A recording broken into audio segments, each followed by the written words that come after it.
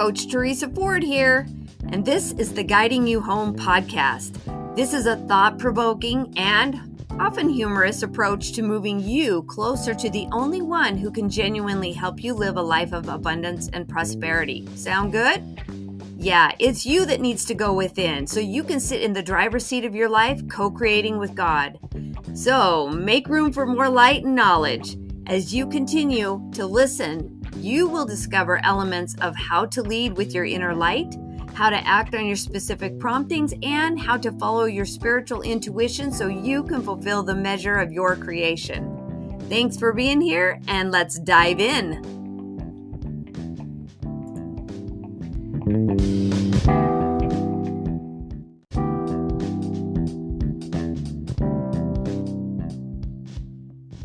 Hello, and welcome. I want to talk a little bit about a Q&A from God.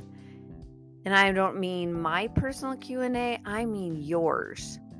So have you asked God lately for something? And are you getting the answers? Because if you have a question, there's an answer. If you don't have a question, there will be no answer. But what I want to talk about is, what are you doing deliberately to get the answer? What are you doing deliberately to form a good question? And here's the antithesis for getting an answer: worry. Worry is not helping you get answers. Are you a worrier? I was raised by a worrier, and I always wondered what in the heck she was worrying about. Because oftentimes worry just is, about what hasn't happened yet. And worry is very much out in the future, and it's your brain conjuring up a problem before it actually becomes a problem. Now, some things we can predict, that's okay. But worrying about it is not how you change the experience. If you want a different experience, you've got to do something different than what you usually do. And part of this, first of all, they say faith without works is dead, right? So if you have faith, you're going to ask a question. You're going to ask a question of somebody that has more power than you. So whatever you call your higher power, I call mine God. Tapping into yourself. What is the problem and what is it you want? What's the outcome you hope to have? And the outcome is never about other people. The outcome is about how you want to feel. So I'm trying to think of an example. My mother used to worry about finances all the time. She came from the Depression era. We barely got a sniff of tuna on our sandwiches because she always acted like there'd never be another can opened for the rest of our lives. and they had highs and lows in their financial, success. So there were times she was more worried than others, but worrying about being out on the street or not having enough to eat before it happened wasn't helping. So if you have financial worries, if you have relationship worries, if you have career worries, if you have personal doubt worries, it's time to ask better questions. Okay, so do you have a method for receiving answers? I do. And it's taken a long time to develop it. I used to do it naturally, and then I became very aware. And when you become aware, sometimes your head gets in the game and it gets all busy and blocks your natural abilities. So when you get curious, there will be a question. One of the things I'm often curious about is how much I'm being guided, how much I'm trying to make things happen on my own, and how much I'm allowing my questions to be answered. So when I'm asking a question, I will phrase it in one of two different ways. When I ask a question of God, I will ask in a this is what I want and this is what I expect kind of way. Or I'll ask in a what do you think I should do kind of way. So am I asking for my spirit guides to be with me? I would like the creative one, please, because I'm going to be in creative mode, writing or creating some art. Or I will ask to have my spirit guide that is over intuition be with me, that I will be receiving impulses all day, and the impulse is like, ooh, I should go do this, ooh, I should go do that. You know what's funny is when you get an impulse, it's like, oh, is that my busy brain procrastinating the thing I'm not sure I know how to do yet? Like, procrastination is one of those knee-jerk reactions. It's like, I wonder what's in the fridge. But sometimes when I am in the fridge, I get an idea of creating something else, or it pushes me to go sit someplace where I then look at my phone, and when I look at my phone, I see the thing that I was looking for, and the answer comes. Like, you need to be aware of what's procrastination and what is being guided. So when I'm asking for, say, my spirit guides to be with me, and then I think a thought, I have to connect the two.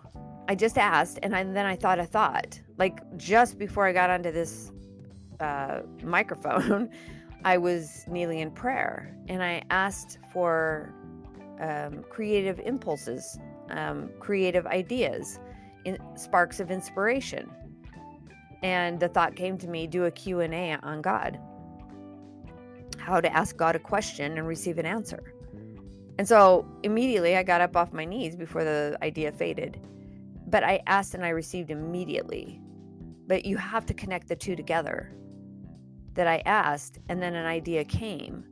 If you're like, oh, I had a good idea, I'll do it later. Right after you ask, you probably forgot the inspiration. You probably didn't follow through with it. You probably took credit for it.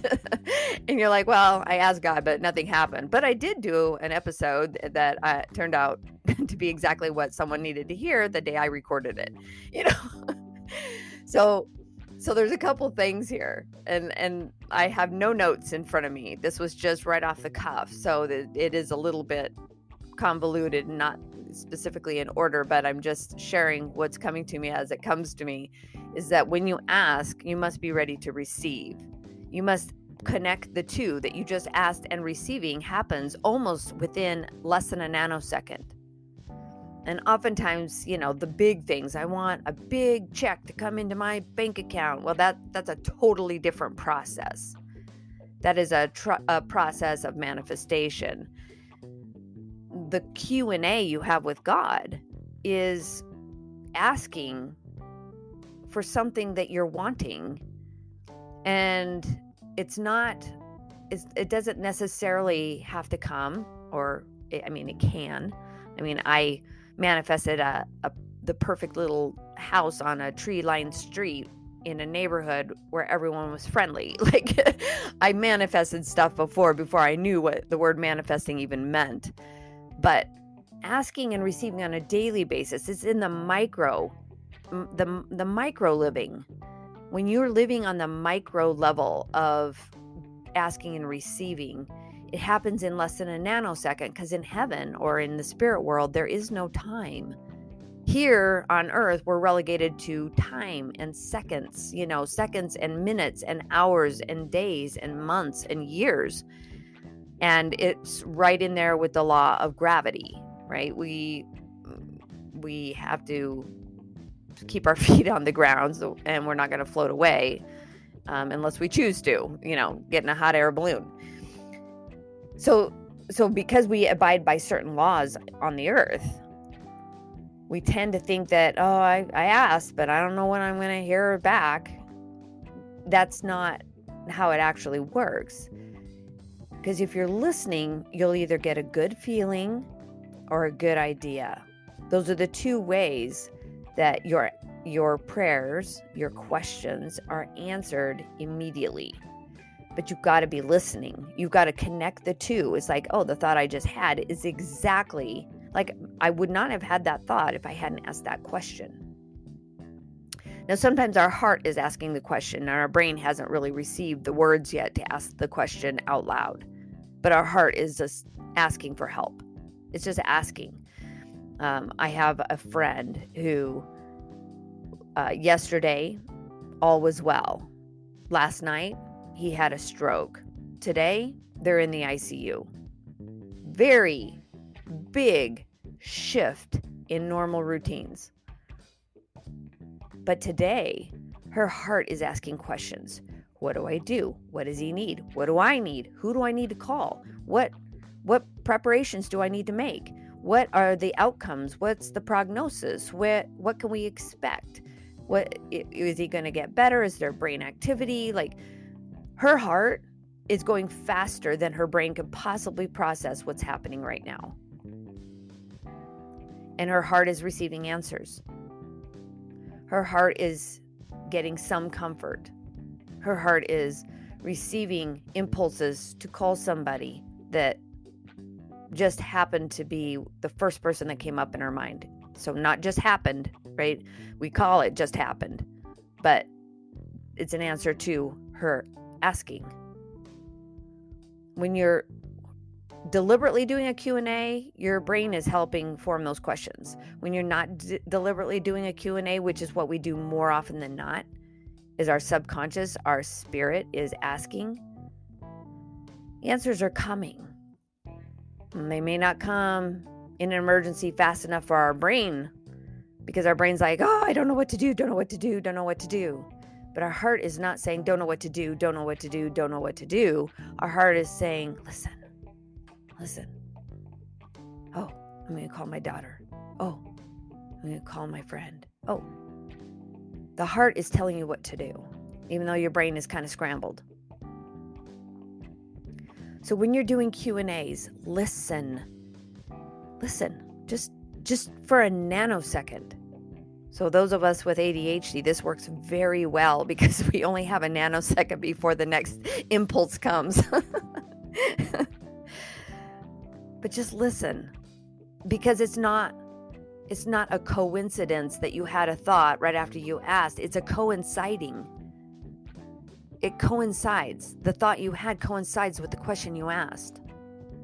You are receiving answers all day long. You just may not be connecting the two with the question you asked in your heart or the question you asked from your mind and the answer you received. And one impulse can lead to another. So here's another example. Yesterday, my really awesome little shuzer, what are those things called where you it's a little tiny blender for mixing your hot chocolate or foaming up your latte or whatever. I use it to mix my protein in my vanilla tea, and it died. Like it needed the charger, and I was like, where is the charger? I thought I kept it right there in the kitchen drawer where I keep my little shuzer, and I couldn't find it. Like, I looked in every drawer, I looked in every cupboard, and I was a little frustrated by it. But then I got an impulse. I want to listen to Christmas music. Ooh, I need to go find my boom speaker. Found my boom speaker. My boom speaker was also on a dead battery. So I went to the drawer in our bedroom where we keep the charger for the boom, and what did I find? I found the charger for my zhuzher. It was an impulse to do something different. I just didn't get frustrated about it. I was asking in my heart, where is that? Where is that? Where is that? Where would I have put that? If I was that charger, where would I be? I couldn't think of it with my brain. But my spirit received an impulse. Listen to Christmas music. And then I had to go, do the steps that would lead me to Christmas music. And it turns out that I got a twofer. I found the charger for the boom, and I found the charger for my zhuzher. So when you ask, you will receive. That is the promise. Ask and ye shall receive. Knock and it shall be opened unto you. But the question is, are you the one turning the doorknob? Are you like, you turn the doorknob and then did you pull? Did you push? Did you do something to see if the door would open? Are you recognizing that you're asking and you're receiving are coinciding? You're asking and your answers are coming. That it's not you that's thinking up the thought, oh, never mind, I got it. Yeah, I asked God, but I had the answer. It came to my mind. That wasn't you. That was actually an answer. That was the receiving you were doing for the question you asked. So there's a couple things that we've talked about today. Worry, it's not how you find answers. Curiosity is. Contemplation is. Think about the problem. Think about how you want an answer. Worrying about it, counterproductive. Asking for exactly what you want. I want to feel better. I'm having an anxiety attack. My brain and my spirit are having an argument, so I'm in total disagreement, and the emotion is anxiety. So I want to feel better. Deep breath, relax. I want to feel better. Just think about that for a second. Do you feel better? Like even asking, I want to feel better, because you're not like trying to figure it out yourself. If you ask somebody else, I want to feel better. There is actually peace in that. The anxiety comes down just a little bit. The worry goes away just a little bit. Just asking. And then tell yourself, okay, if I ask, I will receive. Unless I'm against receiving. If you're against receiving, this is really going to be hard for you. But if you're open to receiving, then ask and sit for a nanosecond. The very first thing that comes to mind, first answer that comes up, maybe it's a warm feeling. Maybe it's a feeling that it's going to be okay, and that's sort of what your brain translates to. Your brain's like, yeah, it's going to be okay. It's in agreement with the warm feeling. That's an answer. I'm actually putting a course together right now called Help Thou My Unbelief. And it's about trusting you're getting answers. It's about building faith that you are in the receiving mode, that you can ask and receive in a nanosecond. It doesn't take all day. It doesn't take next week. It takes a good feeling right now. And whatever comes up in your mind, that's the answer. It may not be like, oh, you need to apply to this company to get that job, to get an increase in your money so you can pay off those bills. It may not come all together, lumped together like that. It might, but normally, just on a day-to-day basis, it's a feeling of it's going to be okay. Trust the process. The answer is coming. I'm making a way for you now. That's one of those things that if you think about it, God, the universe, all of it, all the elements working together are out in front of you, paving the way to whatever you think about. Now I'm getting into the process of manifestation. But prayer, asking, receiving, manifestation, it can all be put in one category because it's all energy. What kind of energy are you putting out? Because if your thoughts are in doubt and they're not about receiving, if I ask, I doubt I'm going to hear. The doubt is just a misperception that you're not receiving, or that you've asked before and nothing happened. Something did happen. But whether you are open to receiving or not open to receiving is the determining factor on getting answers. Have you ever been to a Q&A in a group, online, in a chat where someone asks a question and they don't expect an answer? They expect crickets? No, never. So why should you expect crickets? If you're going to ask a question of God, the all-knowing, He knows your question before you even ask it. He knows your heart. He knows what's hurting. He knows what you want. He knows your desires. He knows every hair on your head. Like, if He knows all that before you even ask the question, why would you ever doubt that you could receive an answer? Doubt is the antithesis for believing. And if you don't believe you're going to get an answer, it's going to be a real struggle for you. Be believing you're worthy of answers. If you're worthy of the question, you're worthy of the answer. If a question comes, expect an answer, because if you didn't have that question, the answer wouldn't be for you. You would never think of the question in the first place. If you have a question, it's because the answer is for you. It's part of your life path. It's part of your purpose. Learning to ask and receive is always part of our purpose. But it's the questions we ask. Now, we don't get to ask questions about other people changing. That's not within our stewardship. We're only able to ask questions that improve us, that help us take personal responsibility for our emotional well-being, for our mental well-being, for our contribution and growth. So when you ask, expect an answer. Otherwise, you wouldn't be asking. It wouldn't be a question. But if you don't ask the question, there will be no answer. You're not asking. So there's no receiving to be had. Asking and receiving, it's like breathing in and out. You've got to, asking and receiving go hand in hand. You're not always just going to inhale for the rest of your life, asking. You've got to exhale at some point and find relief in the answers. And that's what answers do for us. So one more quick story. I received an answer once when I was praying about what to do when my father was going in for colon surgery.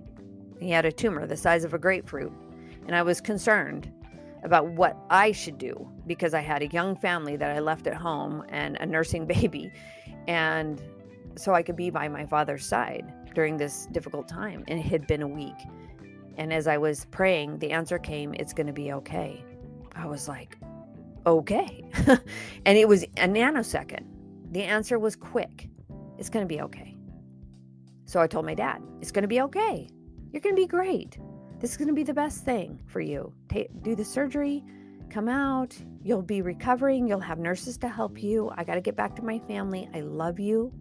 And I got on the next plane home. When I got home, he called. He said, the surgery went great. I'm already up and walking. Everything, no colostomy bag, nothing, no chemo, no radiation, nothing is needed. They got the tumor out.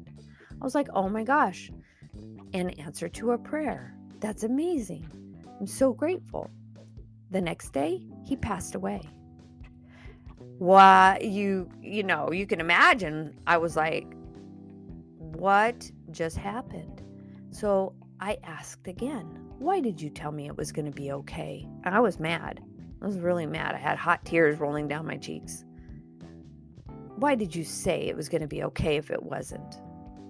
And the answer, in a nanosecond, the thing that came to mind that was hard to hear was, because it's my timing. Right. I forgot. I'm not in charge. I'm not in charge. I don't get to control everything. And I have to know that it's still going to be okay because it's okay with God. If it's okay with God, I need to make it my okay too. I need to be in sync with God's will, and it will be okay. It was his time to go. I did receive confirmation at his funeral when I was speaking at his funeral that he said he was so happy. And that was just another confirmation. That's not a typical confirmation. I'm just saying it happened that once and I wasn't even asking for it. So that was unique. But it corroborates the story of my answer, that it's going to be okay. Because he really was. He was so okay. And it was okay with God. So in a nanosecond, if you're listening, you will get the answer. It's the first thought that comes up. It's the thought that comes up from inside. It's the thought that your brain has to translate into an understanding. It's the warm feeling that makes your brain go, ah. It's the exhale, right? It's the relaxation into things are going to be all right. So take a deep breath. Let it out. Breathe in, breathe out. Ask and receive. Make it natural. Sink into the knowingness that you are receiving answers all the time. It's coming to you without effort. Just be peaceful. Be willing to hear the thought that comes up next. If it's a fear thought, it wasn't from God. Let's just get clear about that. If it picked you up, if it gave you relief, if it made you feel warm, it's from God. If it's your fear brain, spreading doubt, lighting things on fire, it's not from God. So that's how you can tell. If it's from God, it feels good. G-O-O-D, G-O-D. Very closely related. Good and God are the same. So if it feels good, from God. If it doesn't feel good, try again. Ask until you hear the good. Okay?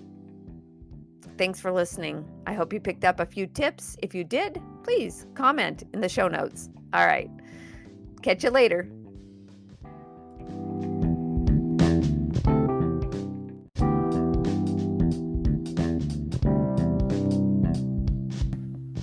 Thanks for listening. I invite you to leave your feedback and share your aha moments as you listen to this podcast.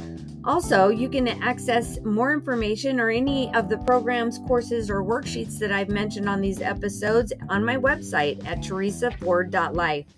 Or what I would really love is for you to connect with me on Instagram at teresaford.coaching and on Facebook at Coaching with Teresa Ford, so I can give you more interesting insights and further coaching to help you fulfill the measure of your creation.